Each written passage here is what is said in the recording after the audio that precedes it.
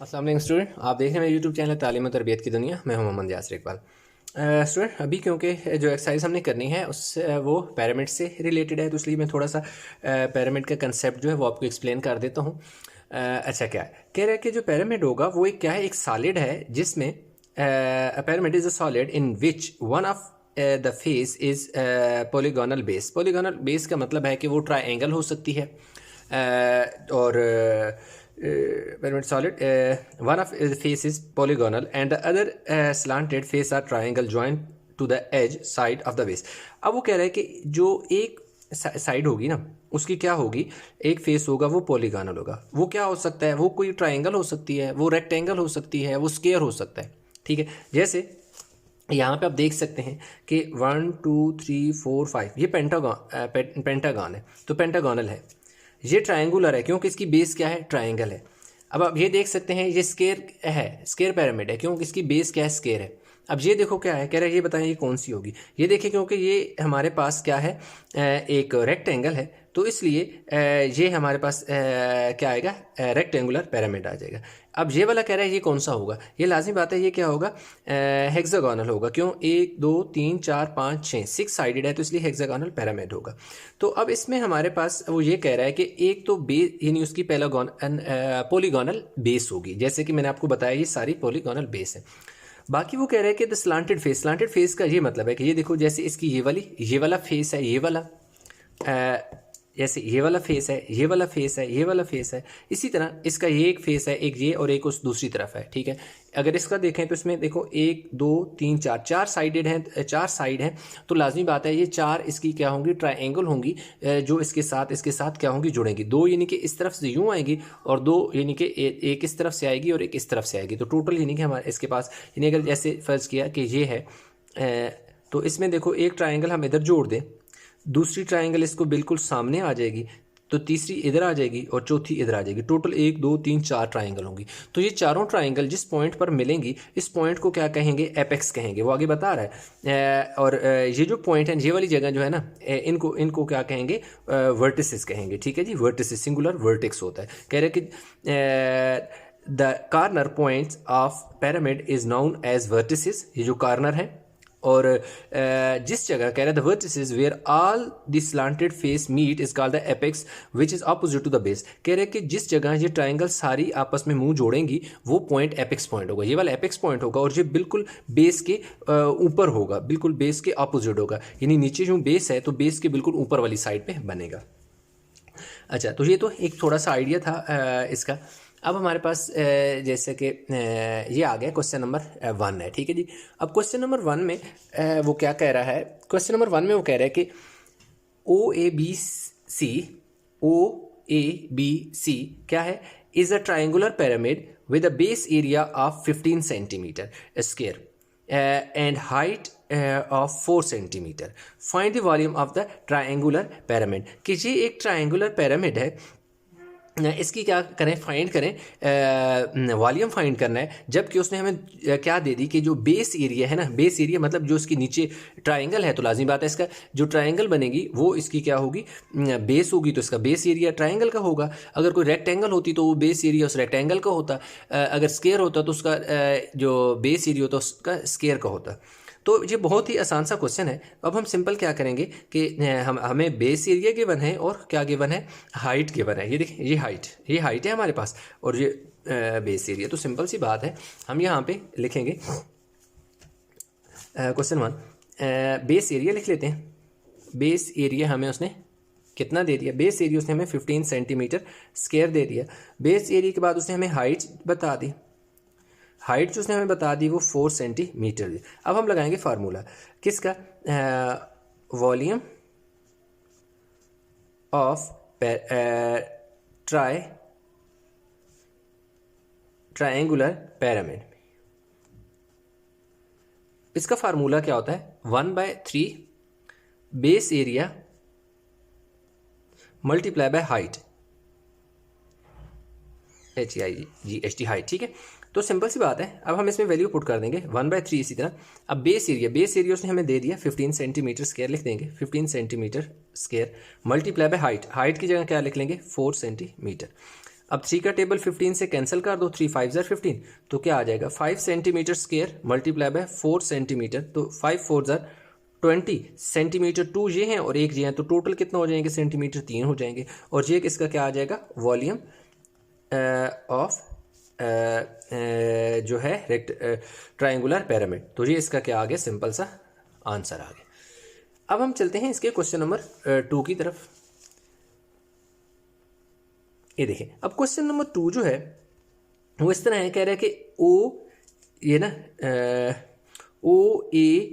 OABCDEF is hexagonal pyramid. मतलब hexagonal क्यों कह रहे हैं, क्योंकि 6 साइडेड है, 1 2 3 4 5 6 साइडेड है, जिसमें बेस एरिया कह रहा है 23 सेंटीमीटर स्क्वायर है एंड हाइट जो है वो 6 सेंटीमीटर है और वॉल्यूम फाइंड करना है। ठीक है, तो ये देख सकते हैं कि इसमें बेस जो है वो क्या है, एक हेक्सागोनल है, जबकि 6 साइडें इसकी इस तरह ऊपर हैं, जैसे OBC एक ट्राइंगल है, OCD एक ट्राइंगल है, OB या OAB एक ट्राइंगल है, इसी तरह OAF है, OFE है और OFD है। ये इस तरह 6 ट्राइंगल इसके मिली हुई हैं और ये जो ऊपर वाला पॉइंट है ये इसका क्या है, एपेक्स पॉइंट कहलाएगा। और ये वाली इसकी क्या है, यहाँ से इधर हाइट, जो बेस के ऊपर बिल्कुल जो लाइन होती है उस पर का 90 का एंगल बन रहा होता है और वो क्या है, हाइट कहलाती है। जैसे यहाँ पर 6 सेंटीमीटर स्क्वायर है, जैसे यहाँ 4 थी ना, ये देखो 90 का एंगल बन रहा था, इस तरह यहाँ पे भी ये देख सकते हो 90 का एंगल बन रहा है। तो अब हम सिंपल क्या करते हैं, जो क्वेश्चन नंबर 2 है उसमें उसने हमें क्या बता दिया, हम लिखेंगे जी बेस एरिया उसने हमें दे दिया कितना जी, 23 सेंटीमीटर स्क्वायर दे दिया, और उसने हमें हाइट बता दी, हाइट उसने हमें दे दी 6 सेंटीमीटर दे दी, और volume of hexagonal pyramid is equal to 1/3 base area multiply by height.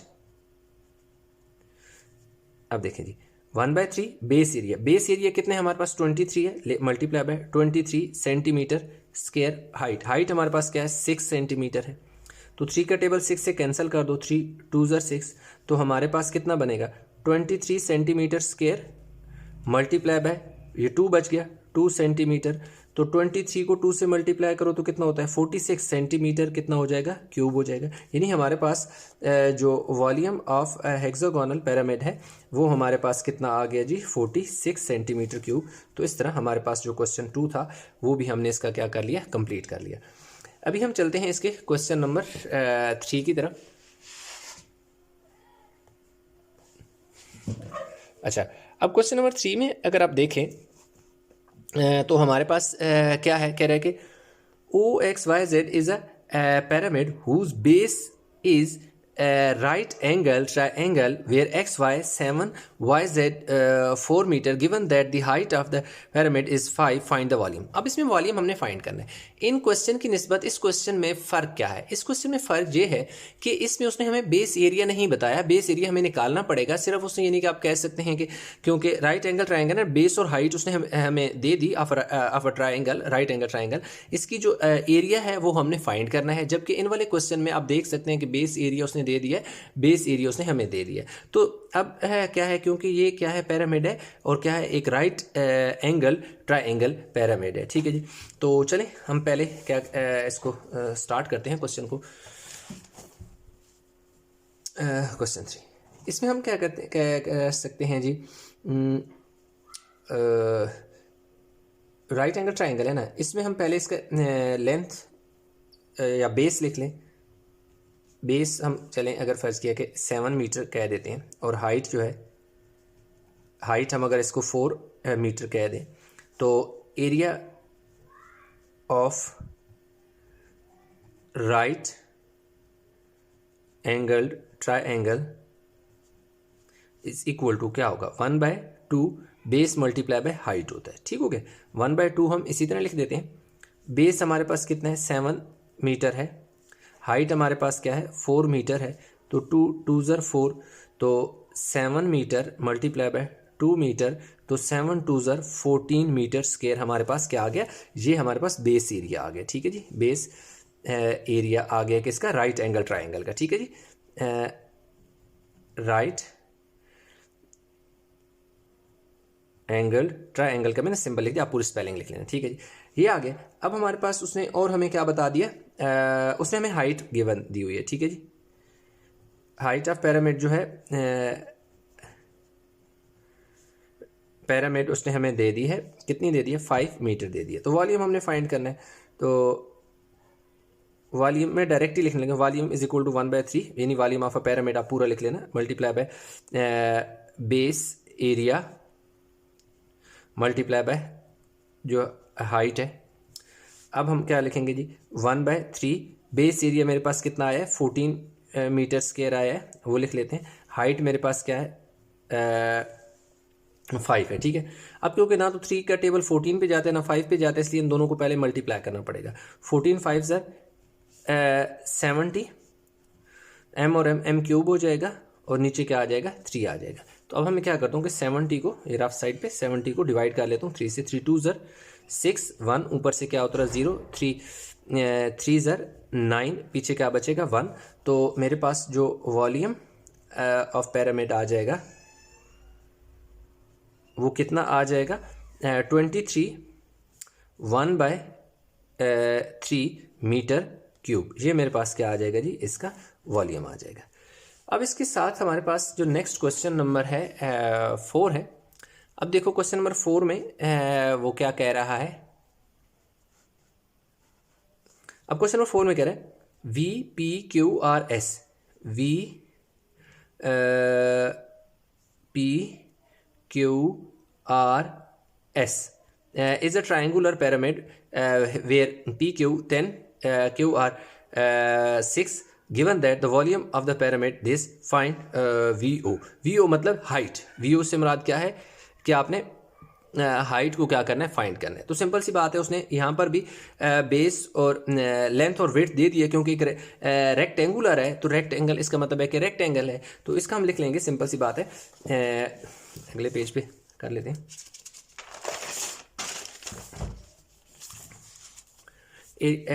Length, question 4, length of rectangle, length of rectangle हम क्या लिख लेते हैं, 10 सेंटीमीटर, और bread of rectangle, bread of rectangle हमारे पास कितनी आ जाएगी, 6 सेंटीमीटर। तो एरिया ऑफ रेक्टेंगल, जिसे हम बेस एरिया भी कहेंगे, REC है, ठीक है, ठीक है जी। Rectangle length multiply by breadth होता है, तो लेंथ कितनी है, 10 सेंटीमीटर है, ब्रेड्थ कितनी है, 6 सेंटीमीटर है, तो 60 सेंटीमीटर स्क्वायर आ गया। ये बेस एरिया का, अब इसे मैं नाम दे देता हूँ, ठीक है, बेस एरिया, जो कि एक रेक्टेंगल है, तो रेक्टेंगुलर का एक पिरामिड है, इसलिए अब मैं फार्मूला लगा लूँगा, वॉल्यूम ऑफ रेक्टेंगुलर पिरामिड